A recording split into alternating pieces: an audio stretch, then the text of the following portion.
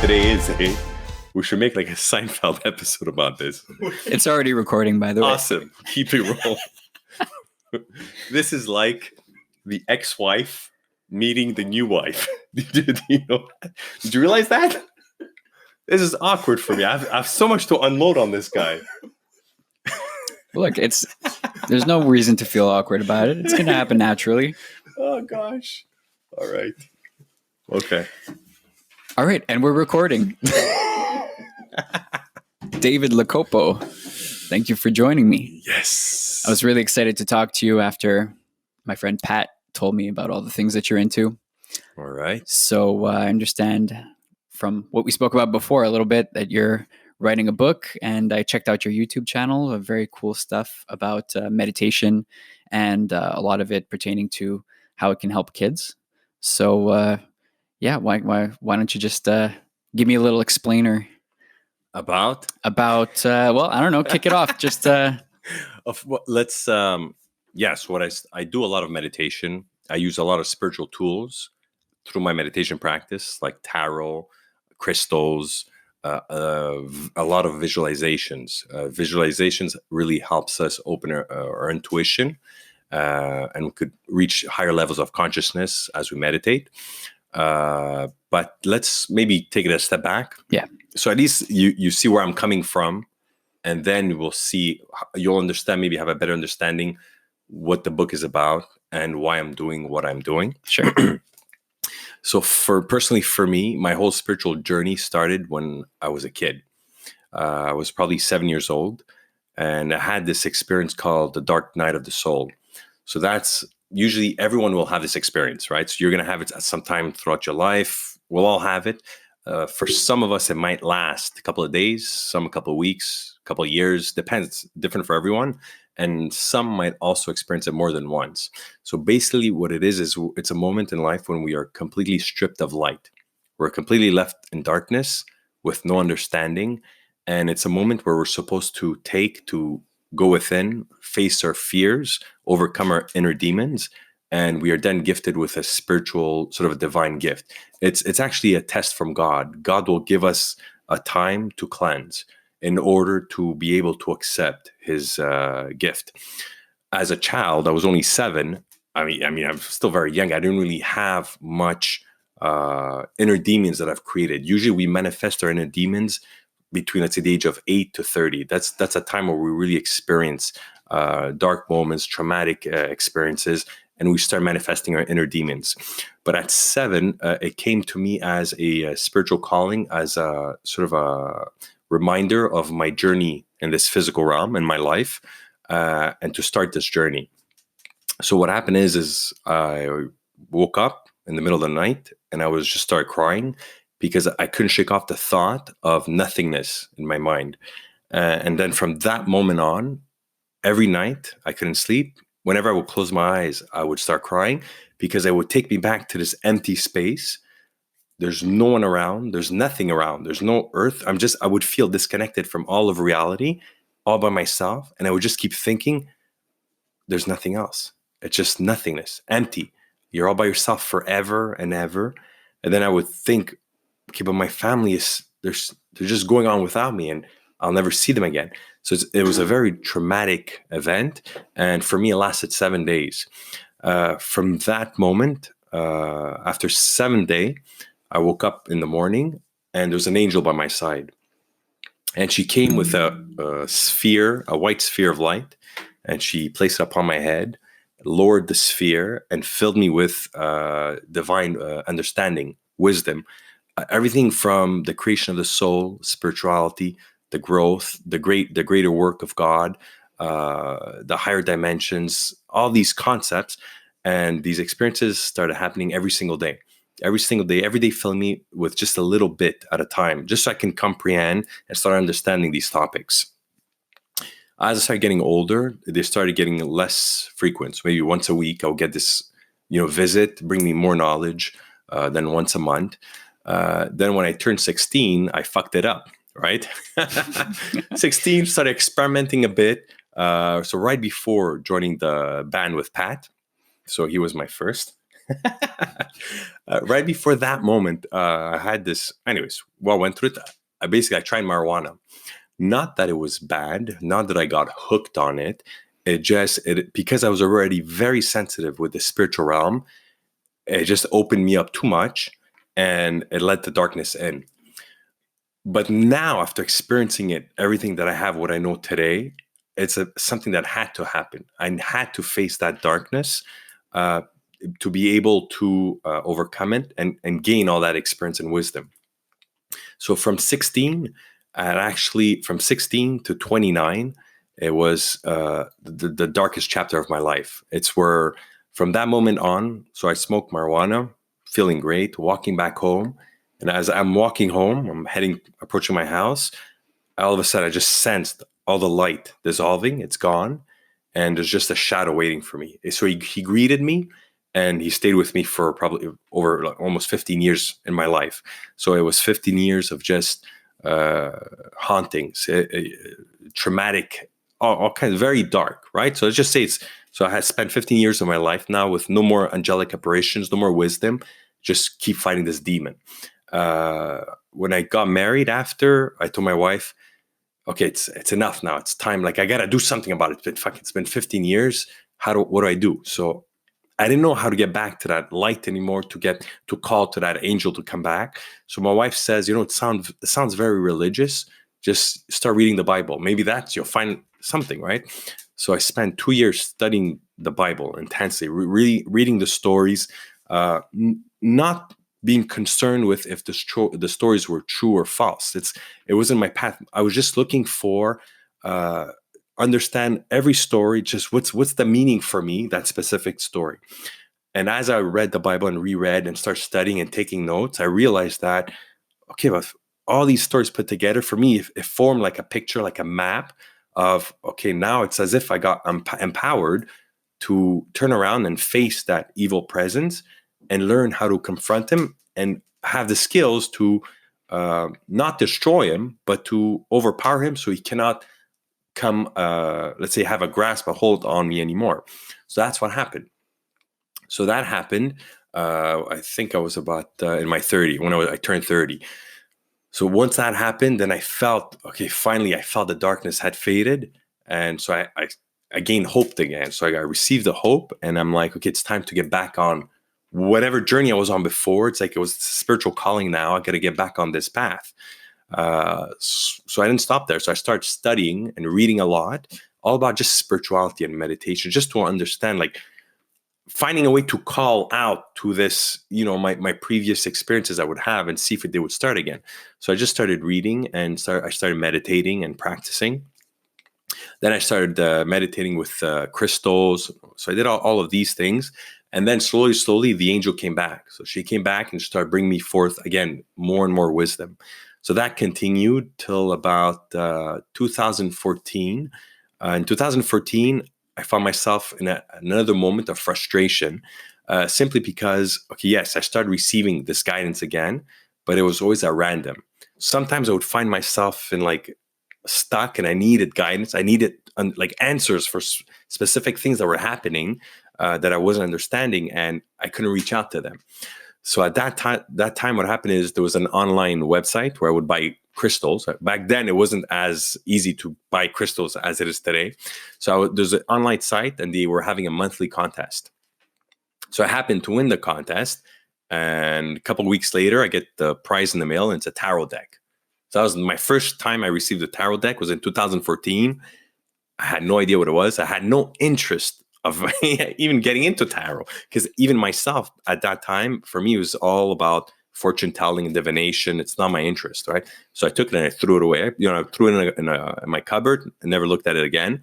And I kept being frustrated and meditating and calling out to my guide and my spiritual angels. And then one day, it's just my guide came down. And he's just like, okay, Dave, we sent you the tool that you need to start learning, because with that tool, you can call us at any time. You can communicate and get all the answers you need at any time. So that freaked me out. So then I rushed back, I got that tarot deck, bought a bunch of books, started reading, started learning how to use the tool. And that just, again, it brought me to a whole different level in my spiritual growth, because now I have an access to that spiritual realm to get guidance on anything, on wisdom on anything. So that continued. So then up until about 2017, I had sort of this breaking moment in my life, because from when I was a child to 2017, almost 40 years, I kept everything a secret. Everything that's happened in my life, I've never spoken to anybody about it. I said a couple of things to my wife, minimal, and a couple of things to my dad. But now, because I was sort of blocking all this thing in, it was now blocking my progression into reaching higher states of consciousness.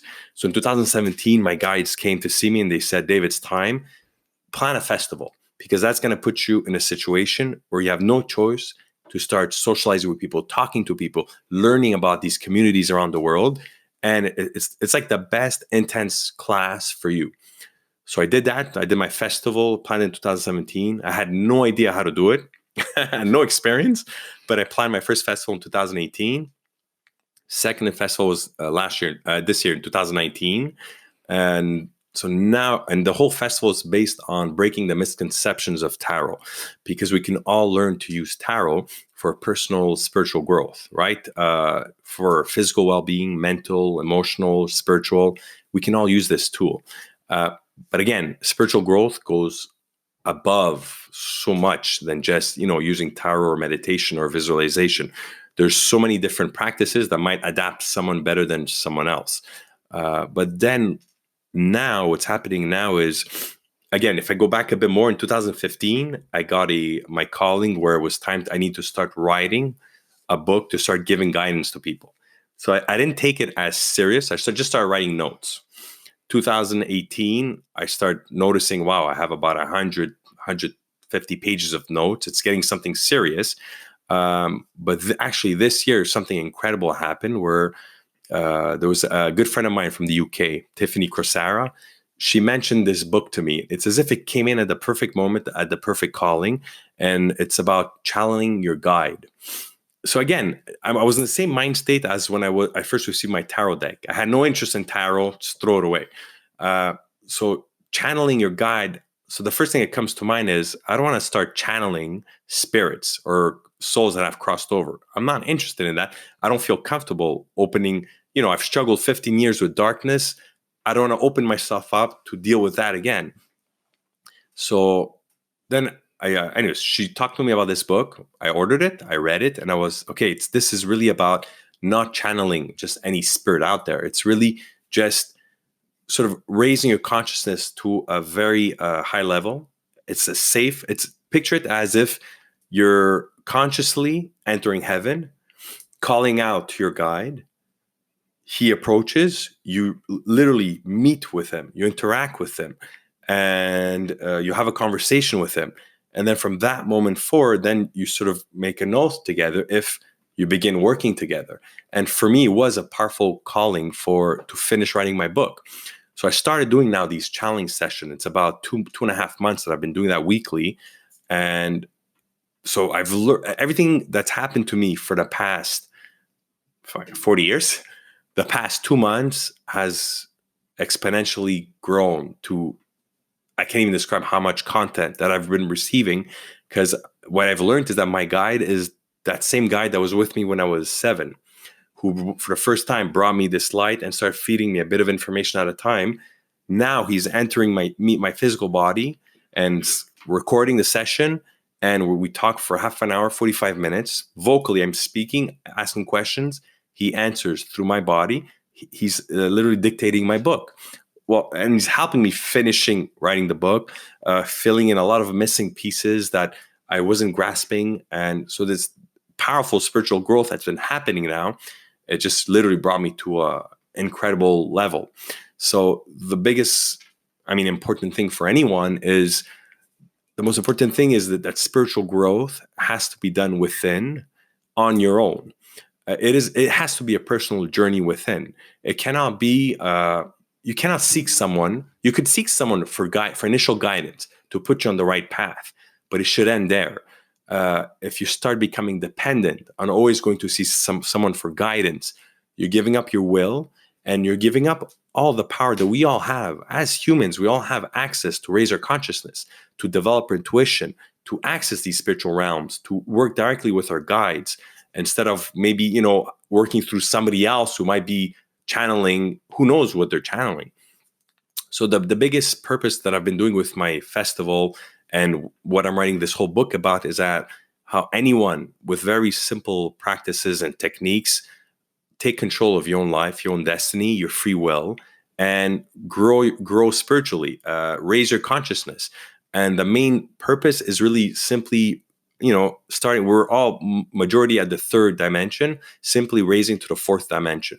Because as soon as we reach the fourth dimension, we're still aware of all the darkness that's around in the world, the evil, the entities, the demons and all. But once we're at the fourth dimension, they cannot grasp hold of us anymore.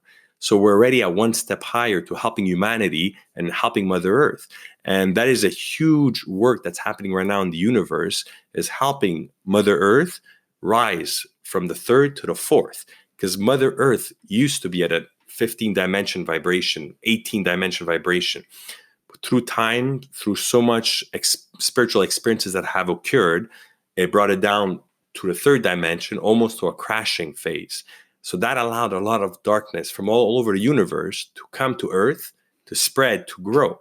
And what's happening is, because the third dimension is very dark and vast and heavy, the spiritual, let's say the spiritual realm, the angels, the archangels, they cannot access directly this physical mass.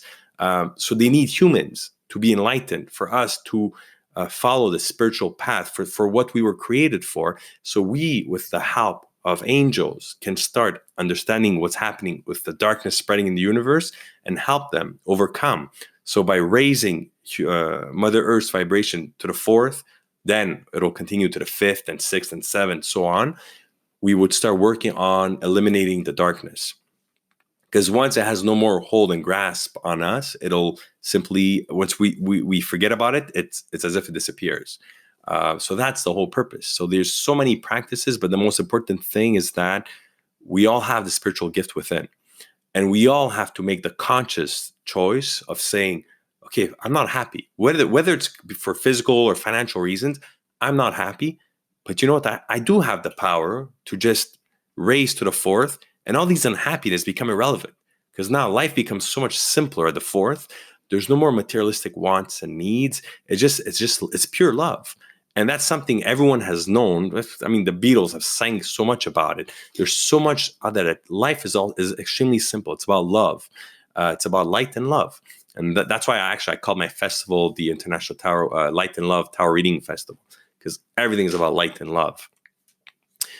So that's where we are today. So hoping for sure publishing my book for 2020. That's my biggest objective. And I have no choice, because I'm receiving a lot of pressure from my guides, from the spiritual guides, that it's time now, with all the experience I've had. And now that I've opened to channel, everything's moving so much more faster, and just, it's time to complete this book. That's a lot to unpack. It is. I want to go back to when you started speaking about your first experience at 7 years old. That seems like a pretty heavy thing to deal with at 7, at such a young age. How did you interpret that at the time, and what did you do with that experience? At 7, I traumatized. I would cry, freaking out every night. I didn't want to go to bed. I didn't want to go on the bed. I didn't want to go in the room.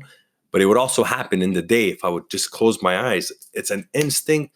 It's as if your soul disconnects and you're just isolated at the ends of the universe all by yourself, and you lose connection with everything. It was an extremely traumatic event. But it's as if it was a major cleanse, just to make sure I was ready for that 7th day when I received that light wisdom, that it would be much easier to process and to understand. It's like a clean slate. Yeah. My brain was completely clean. It's all empty, darkness, nothingness. And then I received just that drop of light. And then it was so simple to grasp and to process at such a young age. So the hardest part was these complex concepts that I started receiving at 7 years old. If I didn't have that traumatic event prior, my brain, my capability was, as a child, it wasn't going to hold on to it. Right. But that must have had a pretty profound effect also on the way that you grew up and developed, like as a kid, a young teenager and everything. I became extremely shy, extremely closed in, because again, at that age, I would never speak about I'd had experiences every day, premonitions, visions, angels speaking to me, but I kept everything within. So growing up, I would feel like I'm not normal. So the only thing at that time is that I'm crazy. So it was disturbing, growing up and being isolated, and never speaking about it. And I kept it quiet. And because of that, I never chose to go further into developing this gift up until my 30s, when I chose, okay, it's time to end all this that's going on, and really go back on my spiritual calling. So I had this spiritual calling at such a young age, but then chose, or maybe it was meant for me to have that understanding in the beginning, so I can then have a 15-year experience of darkness to get me ready to where I am today. Because for sure, if I wasn't able to, if I didn't have that 15 years of darkness, and then have that moment where I was able to face my demons and understand how to overcome that fear, and to confront it and say that I'm in control, everything that happened from my 30s till today wouldn't have been possible, because at the levels of meditation that I do when I access these higher realms, you have to have this skill of determining right away what's, if you sense something evil approaching, if something's posing as being good, you have to have that sort of skill. You have to have that experience to be able to understand it. And it always comes back. It always tries to come back, especially if ever you're abusing alcohol, that's going to crash you back down to the third. Evil is always there waiting. But because of that experience, that awakening I've had, it'll never grab me back into sort of this prison that I was in before. So that's why I believe everything happened for a reason. It was sort of an intense experience that I had to have. Is it a question of being born with being more sensitive to these type of experiences, or is everybody on the same kind of playing field initially? Like what determines whether you end up having an experience like that versus not? Because personally, I'm very interested in this type of thing, and I love talking to people about it. And I've gone to see people who do tarot and Reiki and all of these healing practices and everything, and they seem to be very in touch with the spiritual realm. But as much as I am fascinated with that, I can't say that I've experienced anything that I would consider to be very spiritual in nature. Mm-hmm. I'm wondering if I'm just a less sensitive person than, for example, you or some of the other people that I've spoken to about this. So it's very interesting, because in my book, I do cover all that which you just spoken about. So there are, let's say, different groups. I describe them in the book, how to identify yourself as where you fit in this group. But there are different groups where souls will incarnate in this physical realm, because the soul needs to have a specific physical experience, whether it's to have a 10-year experience in the physical realm or a 100-year experience. They need to have specific experiences, and that's their purpose. There's other souls that come to help, to be as guides, to help the great work, God's great work.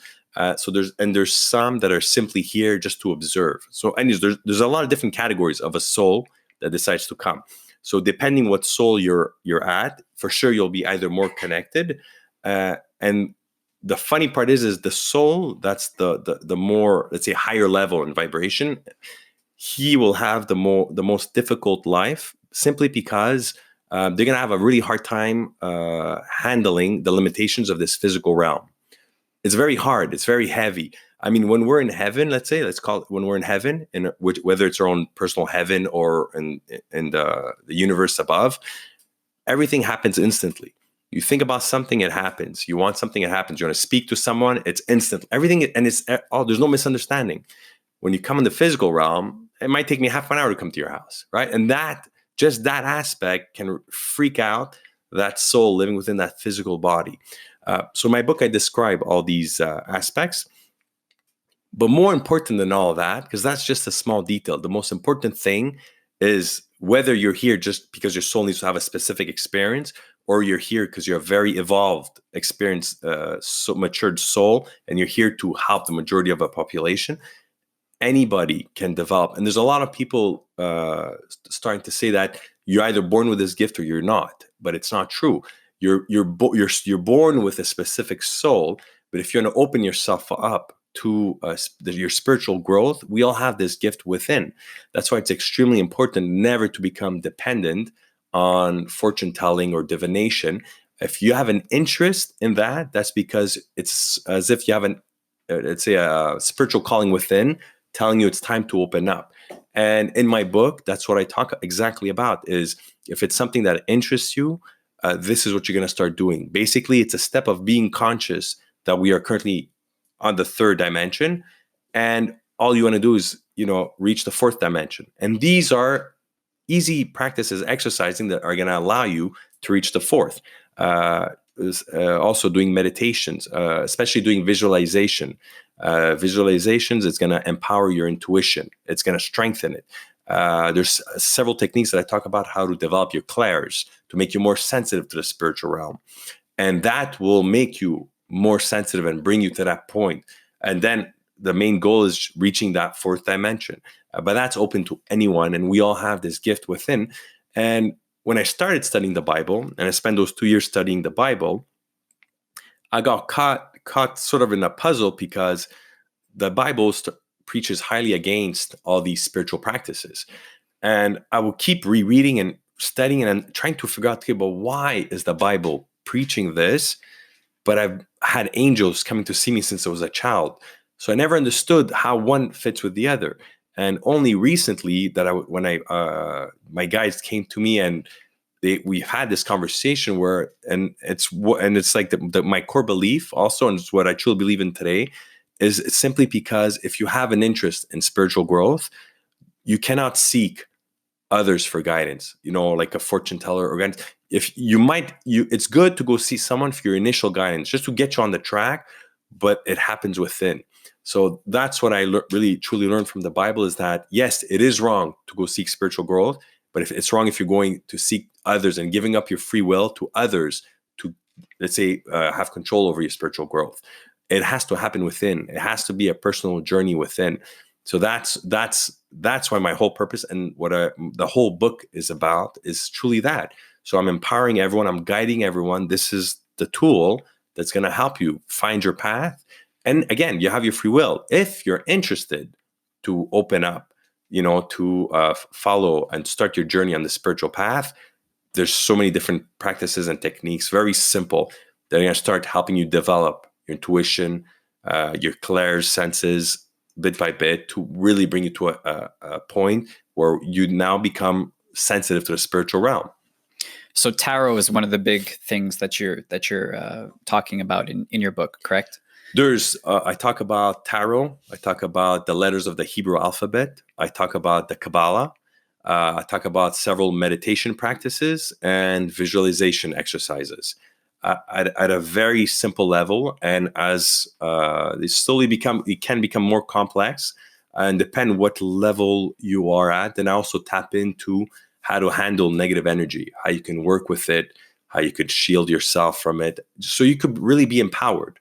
So my book is really for you to learn how you're going to empower yourself, so you can remain in control of yourself, your destiny. And that's the whole concept of magic. So when you spell magic with IC, it's magic as an illusion. All right. When you spell it with ICK, that's really you empowering archetypal energies, powerful divine energies, you controlling them to do change within. Once you're able to do change within, your whole reality changes. And that's what you want to be. That's what you want to get. You want to have the power to use these divine energies to create magic with a CK, which is changing within. As soon as you change within, you're accessing higher levels of consciousness, your reality changes. You're in control of your future. Again, because like I explained before, our future is only defined by our current thoughts, feelings, emotions. If we're aware of where the future is bringing us, now we can be aware of where we want it to go. We're in control of that destiny. So magic with a CK. I've never heard of this concept before. Never heard about it? No. Google, if you start Googling it now, you're going to start finding a lot of content on this. It's really change within. That's the power that God gives us. We have free will. We have control with archetypal divine energies to change anything in our life on any level, physical, mental, emotional, or spiritual. So once we start becoming in control of these energies, we're doing magic. So as if we're becoming magicians. But that's when you spell magic as a CK. It's real magic, and real magic is change within. And that's it. To also go a bit further, there's white magic, gray magic, and black magic. So again, black magic, we're all aware, is you intentionally want to harm someone. Okay. Gray magic is someone comes to you, let's say, for help.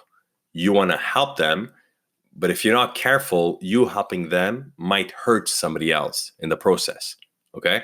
That's great. So you did gray magic, which just like black magic has a lot of negative karma that's going to be, bringing upon yourself, bringing about upon the person.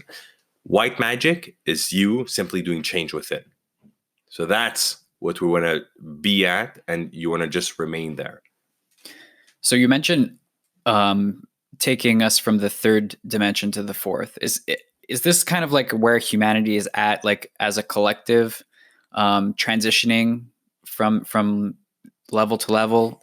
Like what stage are we at, and like what kind of a cycle is it? Like you mentioned, like in the past having been possibly 15, 18. Not humanity, the Mother Earth. Okay. So it's as if humanity, we were created to help Mother Earth, bring her back to the higher realms, the higher vibration.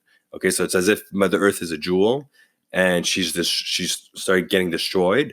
She got to a point where it was so low and dark that the angels couldn't help her anymore. They couldn't get there because it was too dense, and they're vibrating too high frequency. So we were created as physical form to be able to sustain this dark, this dense energy, the third vibration, and once we choose, humans that choose to be enlightened, we now become open and connected with these angels, and through their guidance and their help, this is how we're able to help all of humanity. So it's a collective work. So as we all come together and we all raise ourselves to the fourth. So that's our first step, is that. At the moment, we are at the third dimension. When I meditate, we're at the third. Myself now, the majority of the time, I'm always at the fourth. I remain at the fourth. When I'm doing my meditations or my channeling sessions, I rise to the fifth. Sixth, I've reached up to the seventh. But anything above the fifth is no longer physical. So when I'm reaching the sixth or seventh vibrations, I'm leaving my physical body behind. So that's really my soul is just entering the high spiritual realms, where I'm as if I'm just next to these angels and communicating and discussing, and they're explaining to me these much more high complex concepts that I'm able to understand. Then once I return, I come back down to the fifth. And at the fifth, as a physical body, we cannot remain too much at the fifth vibration, but we could remain there as we're able to receive these concepts. And then I come back down to the fourth. So as a majority of the time, I'm remaining at the fourth. So, this is triggering a lot of questions, but you mentioned having had a really negative experience with marijuana when you were a teenager. Mm-hmm. And I've done a lot of research on various types of drugs. I know, like, for example, ayahuasca, mm-hmm. Stuff like that can trigger really strong hallucinogenic and what's the word I'm looking for? Awakening. It's really awakenings that's happening. Psychedelic is the word I was searching for. Is there a connection between? Can you trigger the same type of things 100%. Through meditation with drugs? You could. In the past, a lot of these spiritual gurus. Mushrooms is one of the let's say drugs that was used, but it cannot be used for pleasure, for just enjoying yourself. It's very dangerous because if you get shut out to these high level frequencies, you might lose yourself mentally. You might come back and suffer brain damage because when you're accessing these high vibrations, these powerful energies, your physical body cannot withhold them. So when they were actually used in the past, even today, for these spiritual experiences, it's all under supervised conditions. You follow a specific process, and it's not just for pleasure, for excitement. It has to be you have to do it out of pure for a pure purpose to reach a specific level. So it is a boost to advance. It's like a speed growth. Is it cheating to reach to take a shortcut? It's not cheating at all if you're well prepared. So the most important thing is you have to be well prepared, you have to be well surrounded, and you have to be supervised. So it's something you would do with a guru, a mentor, whether physical or spiritual, but it has to be guided for that. Me personally, when I would need a speed growth, I would wake up and my guide would just come and pull me out and just bring me to these high levels of consciousness. And it's as if I would have taken, on one of these drugs. For my purpose, it's when my time that I need to get to a certain level, they just come and grab me, bring me up there, I have the experience, and I come back changed, more enlightened, with more wisdom and understanding. I don't know if you ever heard of the movie or the book called DMT, The Spirit Molecule. My brother spoke to me about that. It's really cool. And it talks about some of the studies that they did back in the 90s on DMT, which is, I guess, one of the chemicals in the brain that I think we produce it naturally, but in high doses, it can trigger these really psychedelic experiences. Yeah. There's actually an author that I know he very powerful ritual magician, where he would have sometimes these sessions to speed the growth, always supervised with his brother. So they would have these sessions, one supervising the other, never at the same time. So if one will get too far before you get lost, you get pulled back. It's the type of thing that I really wish they would invest more time and money into researching, because isn't there a huge There's disconnect? a reason why it is the way it is, though. Who's controlling the world? It's the money. Well, this is a whole other thing that we can get into. But just to say is that, let's just say the spiritual work that's being done, that the spiritual realm, the angelic realm is working on, rising from the third to the fourth.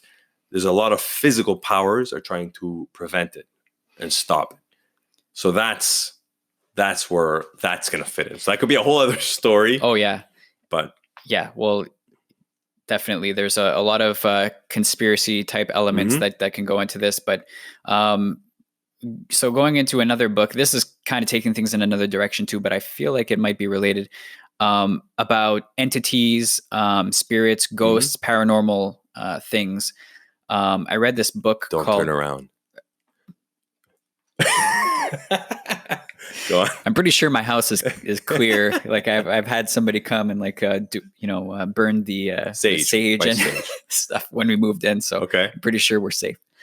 But I read this book called Hunt for the Skinwalker. It's about this ranch in Utah that had one of the highest cases of paranormal incidents, which was investigated by government groups. And they wrote this book about it, and really no conclusion was drawn from it. But it was a very high profile case, and there are still investigations being conducted, I feel, under the table a little bit.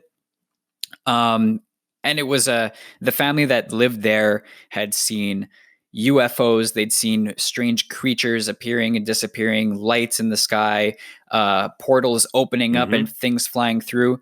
And anyways, it was a very interesting book and everything, but I feel like that was just a really condensed version of a lot of stories that you hear from all over the world of isolated incidents, except that this was happening all the time, all in one place.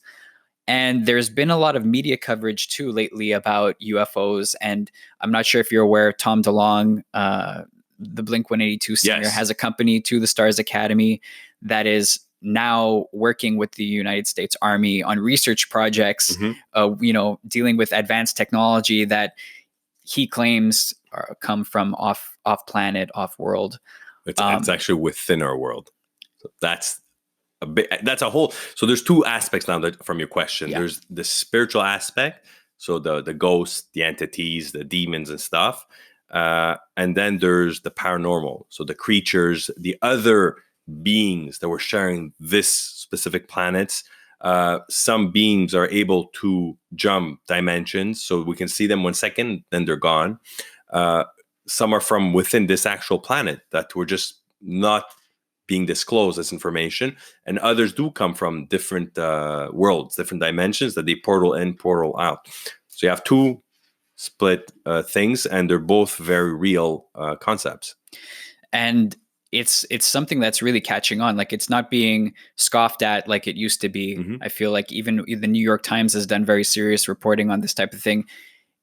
And I feel like, well, many people feel like we're approaching a period in time where it will become normal to talk about this stuff, in a public space. And, they call it disclosure, Mm-hmm. like that we're not alone. I mean, many people feel now that there's, a lot of life out there in the universe, as vast as it is. We can't be alone, on our little blue marble. Mm-hmm. But, yeah, I think that maybe this is part of that awakening, that rising to the next level of consciousness, the acceptance that we're not alone, and like opening our eyes to these other entities that exist around us. Mm-hmm. Definitely. And so, okay, so let's say, you've heard about fairies. Yeah. Right? Are they fantasy? Is it real? So these fit into exactly what you're talking about in this paranormal world, this world that is very real. What's happening to us, it's exactly what I explained in my the presentation I did about meditation with children. Something happens when we shift from 7 to 8 years old, and then the schooling system comes in, and it's as if our imagination or creativity is eliminated. So that, as we start growing up, it creates a barrier from what we were able to see as children that we thought was just the imagination. Then it's completely cut off from us. Now, because there's a big spiritual movement, everyone's starting to open up again spiritually. We're starting to see these things again, be more sensitive to these things. We're awakening to these things again. So this is a real world that's always been there, except for the past, let's say, 60, 70, 80 years. The system that we're in just it blinded us from from actually understanding and seeing it. And then there's the spiritual aspect, where the spiritual aspect is it's always there. Wherever you are, there's always these energies, these spirits, these souls, and they're forever present. So that, as soon as you choose to develop your intuition, you open your third eye, develop your clairs, you're going to start to be able to see them, to feel them, to hear them, to sense them. There's so much that's forever, that nobody could block that except for yourself. So once you choose to be open to it, you're going to just open up to the spiritual realm. So then there's the paranormal, which is a different concept. Where do you distinguish between being spiritual and being religious? Because I know you said you use the Bible as a tool for, understanding the experiences that you were having. And, there are as many religions as there are throughout the world. A lot of them have caused a lot of war and hardship between people. And what is that, like just the human side that is, at fault for it? Is it completely separate? Like the teachings that they're following, is it a misinterpretation? Or does it have some spiritual element too? Like, there seems to be a lot of darkness within religion as well. There's so much with religion that I do not consider myself as following religion myself, because I've been directly exposed with the spiritual realm, the higher realms, the archangels, the angels. Where for me, if you want to call religion, that's my religion. It's whatever I'm being guided from them, the message I received from God. I made an oath to serve the higher purpose, the greater work. So that is, I would consider that my religion. Everything before that, when I started studying the Bible, I studying at that time all different types of religions, Judaisms, all the other types. But they're for me, they're all the same, told differently. So what I started doing at that time is I just blended everything together. For me, it's all the same.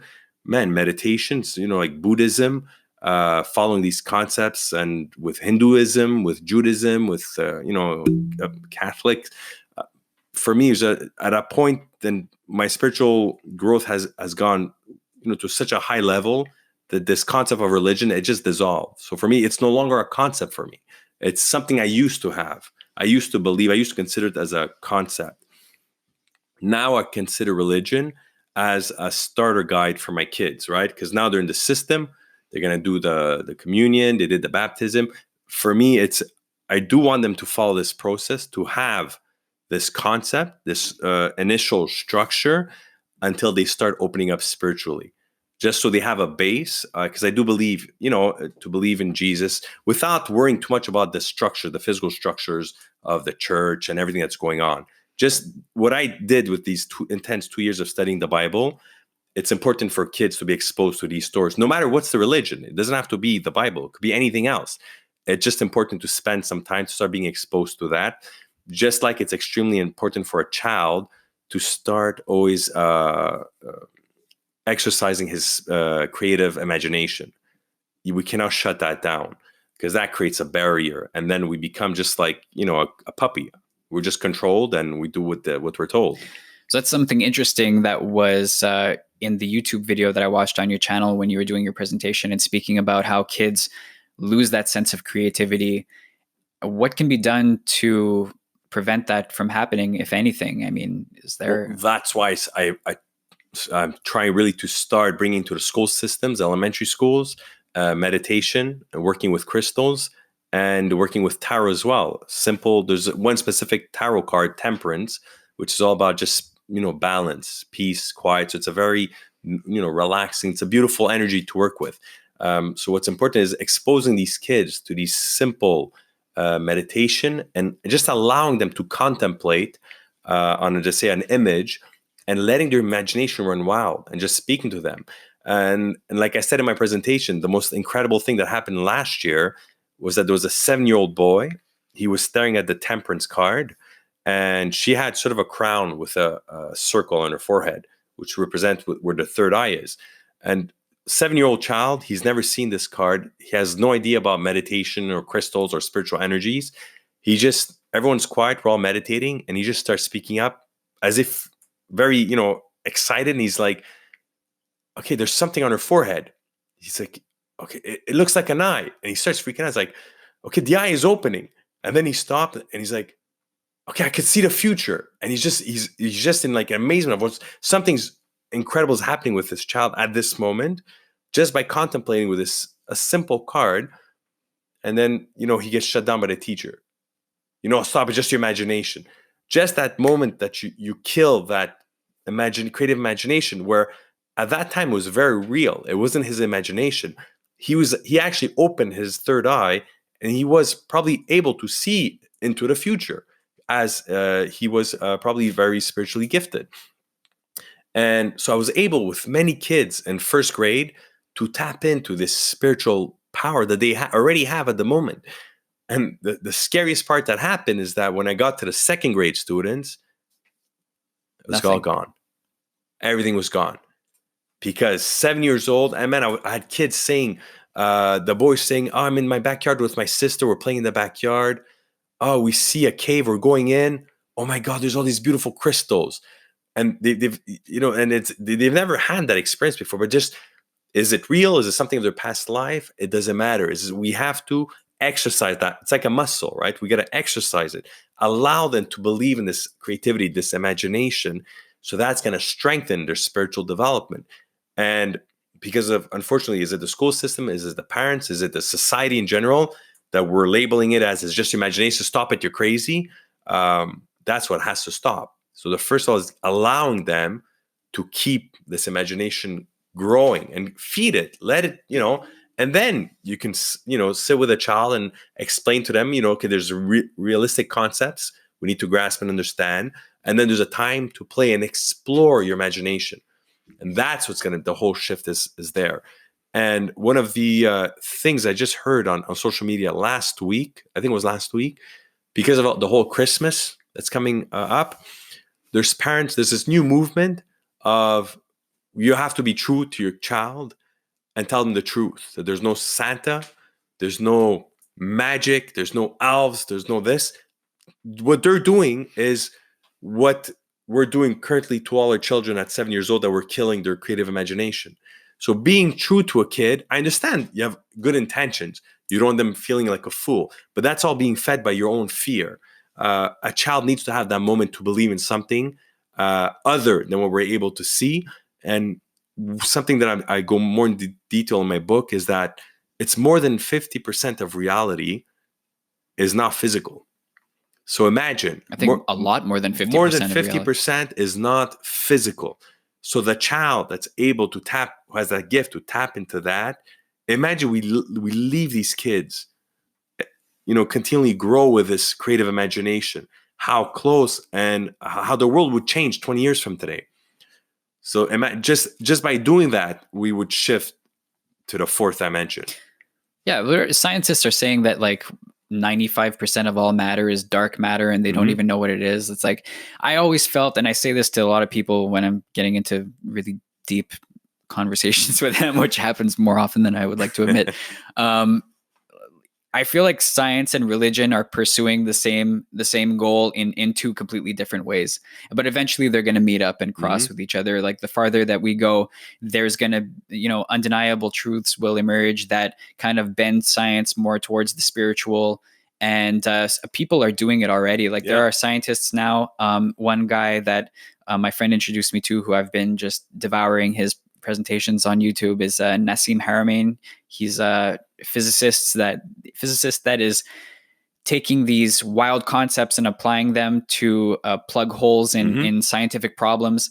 All about introspection. If we want to explore the universe, we do it from within, not from without. And it makes so much sense, when you really listen to them articulated in a certain way. And it makes the current, scientific establishment that we're all used to seem very kind of rudimentary by comparison.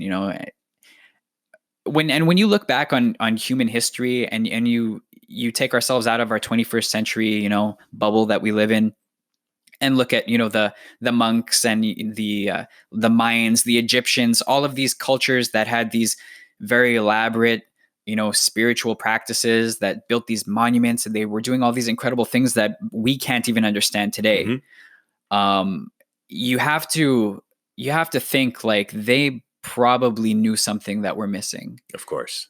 In our age of social media and depression and, the mental health right now, which is caused literally by the growing darkness that's spreading, and that's humanity. It's as if we're starting to drop below the third.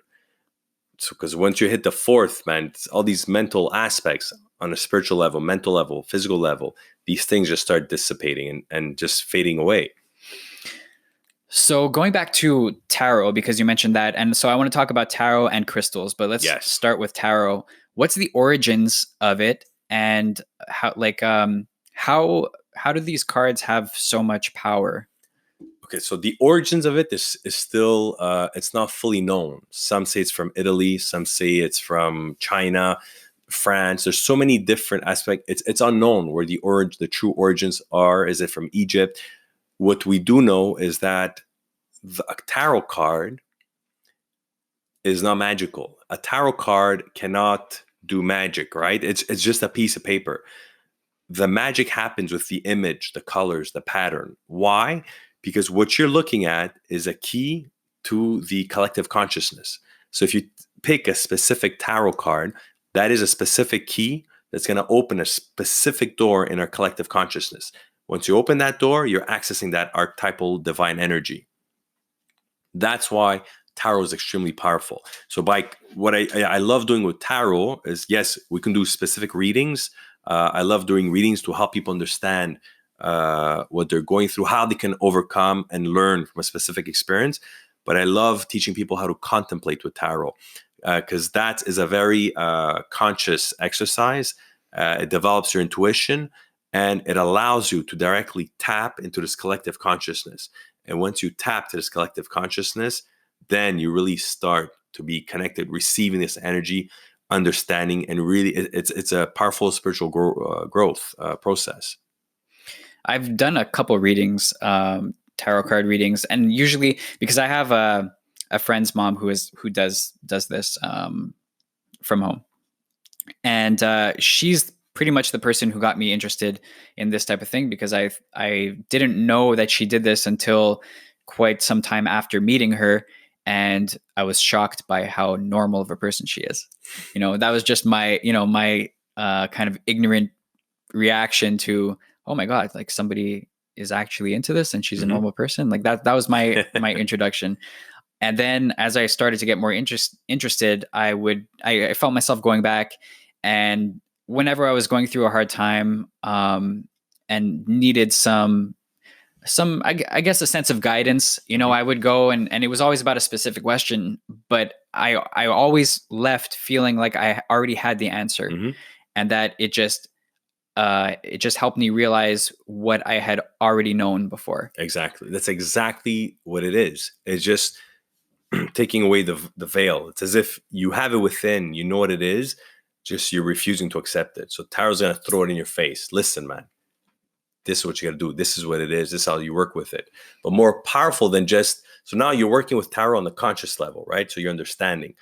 The next step where we bring tarot to now is, okay, now you have the understanding. When you're contemplating now, you're actually receiving the energy. You're understanding, you're grasping the energy.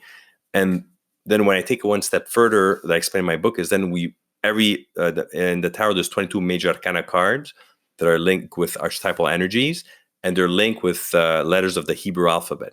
So tarot is going to bring you all this consciousness, this understanding, grasp, it unlocks that door in the collective consciousness.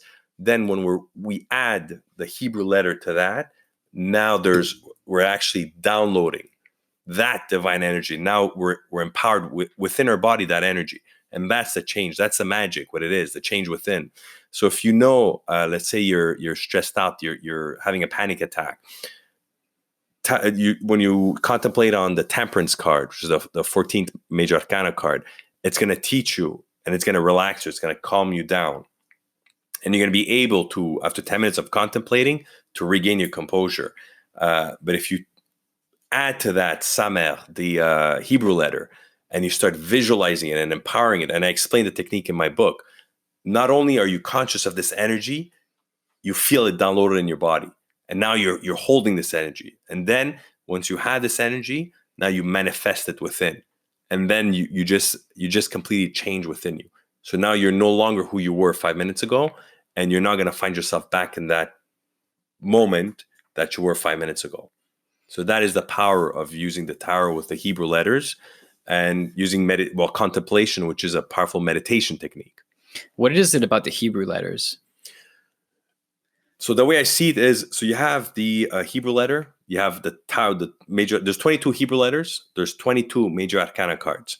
They're both, each card is linked with a letter, and they're both linked with that. So the card is linked with the letter, they're both linked with that same divine archetypal energy. One's going to bring you that, let's say, the consciousness understanding. So you understand what it is, what it does, how to work with it. The letter is going to bring you now the actual divine energy. So that's the difference. And then I bring in the Kabbalah, which is the tree of life. So then I use that as a map to understand where we are currently. And if I want to do magic, let's say change within, I know the tarot card, the Hebrew letter to work with. And now I have a map of what to follow, the path to follow to get to a certain place. So it sounds, a bit complex, but once you have that understanding, as I explained in the book, then it becomes very, like I said, very simple. It's just a change in consciousness. You have to bring yourself to, thinking differently, understand these spiritual concepts, and then just everything comes together. So we've been talking about this collective consciousness. Yes. And I was just wondering if you could go into a little more detail on that, because I've heard some people speak about it, and basically the concept of this field of consciousness existing that everybody is tapping into, and not just people, but animals, even just any matter, I guess, has some access to it on some level, right? And it also pertains to crystals, of course, I believe. So can you just explain a little bit about that and like how that, what your understanding is of that? Yeah. So like I was saying before during our break, our physical brain is nothing but an antenna. It's just an antenna connecting to, let's say, specific frequencies in the collective consciousness. All of humanity, as we grow and we share knowledge, especially spiritual growth, it all gets stored and it feeds on this collective consciousness, and it grows. And as you grow spiritually, you start to tap into this collective consciousness. When you start using spiritual tools, whether crystals or tarot, these are all linked with a specific aspect of the collective consciousness. So it's like, I can explain. It's like you have like a dictionary. You're looking for a word, you open your dictionary, you grab the understanding, and you download it, you memorize it. So that's collective consciousness. It's something we all share with each other. And it's, if I'm trying to, let's say, read your mind, I'm not going to focus on reading your physical mind. All I'm doing is, as let's say a tarot is a specific key in the collective consciousness, crystal holds a specific energy, a rock holds a specific energy. They're all imprinted in the collective consciousness. Your brain is only an antenna connected to the collective consciousness. My brain is an antenna connected to the collective consciousness.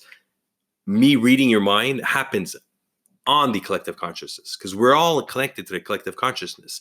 So as I open myself up and you start developing yourself and rising more and growing spiritually, developing your intuition, and if you do the same, we're going to be able to speak to each other without speaking, being telepathic, reading each other's mind, talking to each other through our mind, because we're both have developed our connection with the collective consciousness. We're aware of the consciousness, and not only that, then we're aware of contacting it. I'll give you the best example is, let's say you start, we talked about the Temperance Tarot card. If you've never worked with that card, you need that physical card, right? You have to look at the picture, you have to practice it to really gain your own personal meaning of that card, and it's going to unlock that aspect in the collective consciousness. But after you've worked with that card for a couple of weeks, that's stored now in your own personal consciousness, right? So you don't need that physical card anymore. So now just by visualizing or thinking about that card, boom, you're already connected to that. You know where to go get it within the collective consciousness. So the same thing happens as we work together and we develop a connection together. Then we'll know how to connect with each other, exchanging energies, thoughts, emotions through the collective consciousness without worrying about we need to do it physically.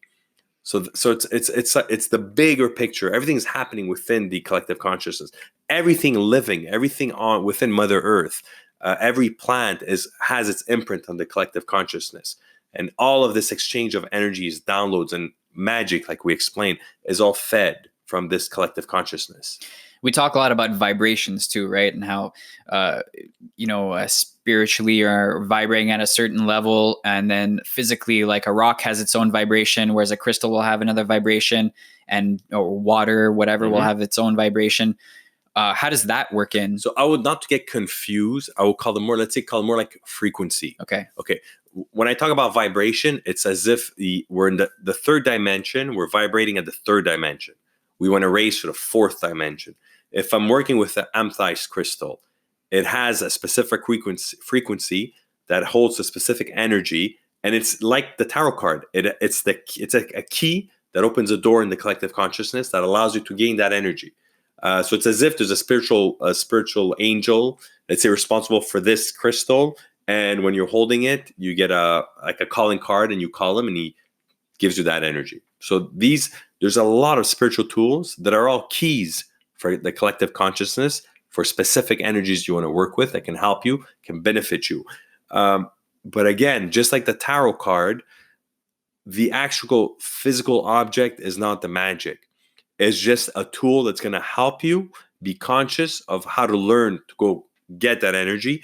Once you've developed that skill, you don't need the crystals anymore. You don't need the tarot cards anymore.